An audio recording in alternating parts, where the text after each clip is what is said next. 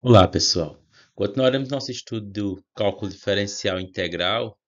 A gente continua nos exercícios 3.3, questão 2, do livro do Guidorismo. A questão 2 diz o seguinte: determine L para que a função dada seja contínua no ponto dado. Então, a gente tem essa função sentença, né? Uma função f de x. Essa função será x cúbico x ao cúbico menos 8 sobre x menos 2, se o x for diferente de 2, e será L se x for igual a 2. Como a gente viu na aula passada, para que essa função seja contínua, a gente tem que ter o quê? Que o limite, quando x tende ao ponto, o ponto aqui no caso é 2, da função, tem que ser igual a f aplicado no ponto, f de 2, tá certo? Então, a gente tem que encontrar L nessas condições. Então, primeiramente para saber qual deve ser o valor do limite, a gente tem que calcular o f no ponto, que visivelmente f do ponto é L, né? Então, vamos lá, eu vou escrever aqui, ó, para f ser contínua. Para ela ser contínua em p igual a 2, devemos ter o quê? Que o limite, quando x tende a 2, da função f de x tem que ser igual a f de 2. Então vamos lá, quem é f de 2? Né? Ele está pedindo o valor de L para que a função seja contínua, ou seja, ela já é contínua, por hipótese. Eu quero só encontrar o L. Né? Então, f de 2 é quando a função admite que o x é igual a 2. Aqui, ó. Então é L. Então é L. Pronto. E o limite dessa função quando o x tende a 2? Também tem que ser L, que é para a função ser contínua. Né? Então, L é igual ao limite quando x tende a 2 da f de x. Só que, como a gente viu por definição, quando x tende a 2, significa que o x é diferente de 2, definição do limite. Se o x é diferente de 2, a gente usa a função de cima. Aqui, ó. X é diferente de 2, então a gente usa essa. Então, isso fica o limite quando x tende a 2 da função x cúbica menos 8, x menos 2. Aí, como a gente já viu na questão 1, como é que resolve isso? A gente simplesmente usa uma equivalência entre essa função aqui e uma outra função. Para x diferente de 2,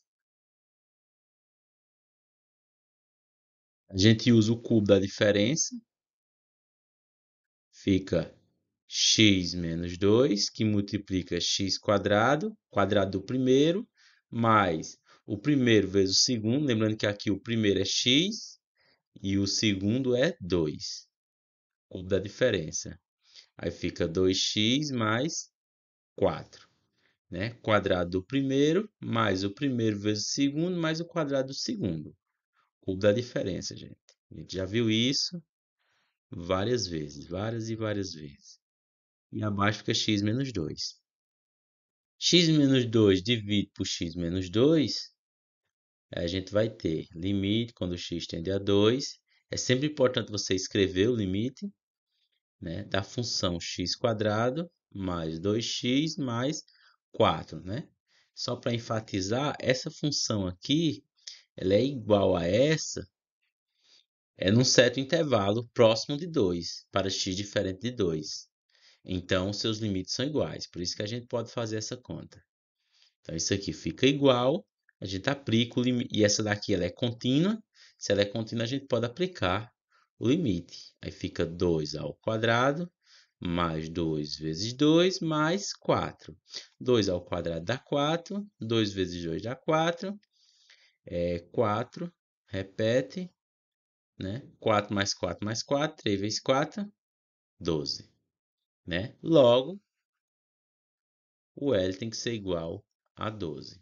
Então, 12 é o valor que L tem que assumir para que essa função ela seja contínuo no ponto 2, ok? Aí a gente tem agora o item B, né? O item B ele diz o seguinte, a gente tem uma nova função, né? O item B a gente tem uma nova função e o ponto é igual a P igual a 3, né? Então a mesma coisa. Para que essa função ela seja contínua, o limite, quando x tende a 3, dessa função ela tem que ser igual a f aplicado no ponto. Então a gente vai ter o quê? Que L é igual a f aplicado no ponto 3, que tem que ser igual ao limite, quando x, para que ela seja contínua, né? Tem que satisfazer essa condição, né? Para f, vou botar aqui, ó, para f ser contínua no ponto P igual a 3, a gente tem que ter isso aqui, ó. L é igual a f de 3, né? E f de 3 é igual ao limite, quando x tende ao ponto 3 da função f de x. Mas a função f de x, quando x tende a 3, significa x diferente de 3. Então fica x, fica raiz de x menos raiz de 3 dividido por x menos 3. Aí aqui você pode usar muitas coisas, né? Você pode usar o quadrado da diferença, você pode multiplicar pelo conjugado, né? Muitas coisas dão certo. Vamos multiplicar pelo conjugado? Multiplica em cima, conjugado de quem, né? Conjugado do número que aparece com a raiz. Raiz de x mais raiz de 3. O conjugado é sempre trocando o sinal, né? Se é raiz de x menos raiz de 3, o conjugado é raiz de x mais raiz de 3. E se fosse raiz de x mais raiz de 3? Aí você multiplicaria por raiz de x menos raiz de 3. Aí multiplica em cima e embaixo. Multipliquei pelo conjugado. Aí vamos lá, vamos conjugar. Isso aqui vai ser igual ao limite quando x tende a 3. Aí na parte de cima a gente tem um quadrado da diferença. Quadrado do primeiro menos quadrado do segundo. E na parte de baixo a gente não precisa desenvolver. Na verdade, se desenvolver dificulta mais. É bom não desenvolver isso aqui porque a gente vai cancelar. Então só junta. No de cima a gente tem o quadrado de x é x, o quadrado da raiz de x é x e o quadrado da raiz de 3 é 3. E na parte de baixo eu não estou colocando o limite, vou colocar o limite. Não esqueça do limite. Esquecer do limite aí fica errado. Aí fica x menos 3, x menos 3 que multiplica raiz de x menos raiz de 3. Ora, x menos 3 e x menos 3 na parte de baixo a gente divide. Aí fica o limite, quando x tende a 3, em cima fica 1 e na parte de baixo fica raiz de x menos raiz de 3. Esse menos está errado, é mais. Mais e mais, tá certo? Vou conjugar. Pronto, agora sim, a gente tem o quê? Uma situação em que a gente pode aplicar o limite. Então, a gente aplica o limite aqui, ó, o limite do quociente em cima, né? O limite do quociente é o quociente do limite e o limite embaixo. Raiz de x mais raiz de 3. Aplicando o limite em 1, o limite da constante é a própria constante. Aí a gente aplica aqui na parte de baixo o limite da soma. Aí o limite da raiz de x é raiz de 3, porque raiz de x é contínua. E o limite de raiz de 3 é a própria raiz de 3, porque raiz de 3 é constante. Aí isso aqui fica 1 sobre 2 raiz de 3. Então, logo, L é igual a 1 sobre 2 raiz de 3. Você ainda poderia racionalizar, multiplicar em cima e embaixo por raiz de 3. Aí em cima fica raiz de 3 e embaixo fica raiz de 3 vezes raiz de 3 dá 3, 2 vezes 3. No caso, raiz de 3 sobre 6, né? É equivalente esses dois resultados. Esse é igual a esse. Ok? Então a gente achou o valor de L para que a função seja contínua. Aí agora a gente tem o item C, né? Tem o item C. É uma função f de x. Aí a gente tem essa estrutura aqui para x diferente de 5. Raiz de x menos raiz de 5 sobre raiz de x mais 5 menos raiz de 10. Né? E para x igual a 5 a gente tem isso. Então, para a função ser contínua, para f ser contínua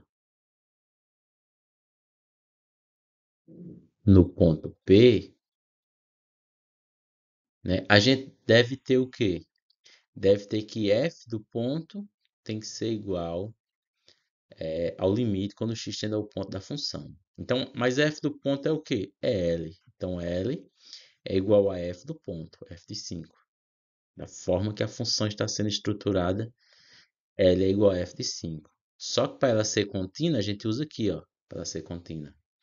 F de 5 tem que ser igual ao limite quando x tende a 5 da f de x. Mas quem é f de x quando a função é diferente de 5? X tende a 5 da raiz de x menos a raiz de 5 sobre a raiz de x mais 5 menos raiz de 10. E agora, como é que a gente resolve esse limite? A gente pode, né? A gente tem raiz em cima, raiz embaixo, a gente pode multiplicar pelo conjugado do de baixo. Então, vamos multiplicar pelo conjugado do de baixo para ver no que dá. Então, raiz é de 5 menos raiz de 10 dividido. Lembrando que a gente faz essa multiplicação do conjugado porque você não pode aplicar o limite. Se você aplicar o limite, dá zero no denominador, né? Eu esqueci de dizer isso. Em todos os casos em que você aplicasse o limite do quociente ou quociente do limite, aí dava zero no denominador. Aí não pode. Por quê? Porque a função do denominador tem que ser diferente de zero para que a gente possa aplicar o limite, né? Nesse caso, então, eu estou multiplicando pelo conjugado. Se a função é a raiz de x mais 5 menos a raiz de 10, então o conjugado vai ser mais, né? Então, vamos lá. Ó. Limite, quando x tende a 5. Aí, na parte de baixo, a gente sabe que é o quadrado do primeiro menos o quadrado do segundo. Né? O quadrado do primeiro, eu vou só colocar, já eliminando o quadrado com a raiz. Né? É x mais 5. Aqui eu vou ter uma raiz e um quadrado. Aí elimino o quadrado com a raiz. Quadrado do primeiro, x mais 5. E o segundo, quadrado do segundo, dá 10. Aí na parte de cima, eu não vou multiplicar, eu vou juntar tudo. Fica raiz de x menos raiz de 5. Abriu, fechou. Raiz de x mais 5 mais raiz de 10. Certo? Fechou. Aí na parte de baixo a gente continua. Só para organizar aqui, ó, limite quando x tende a 5, em cima raiz de x menos raiz de 5, raiz de x mais 5, mais raiz de 10. Fechou. Aí na parte de baixo, a gente vai ter 5 menos 10, dá menos 5, aí fica x menos 5. Se a gente fosse aplicar o limite agora, x igual a 5, também não dava certo, porque o denominador dá zero. Então, vamos multiplicar agora pelo conjugado do número de cima, né? Raiz de x menos raiz de 5. Então, vamos lá, o limite, quando x tende a 5, a raiz de x menos raiz de 5, raiz de x mais 5, mais raiz de 10, dividido por x menos 5. Eu vou multiplicar em cima e embaixo pelo conjugado de raiz de x menos raiz de 5, pelo conjugado desse número. Raiz de x menos raiz de 5. Multiplicando pelo conjugado significa que troca o sinal, não é isso? Pronto, multipliquei em cima e embaixo. Na parte de cima, quando eu juntar esse com esse, a gente já tem um quadrado da diferença. Então, eu já vou colocar direto. Ó. Vai ficar o limite quando x tende a 5.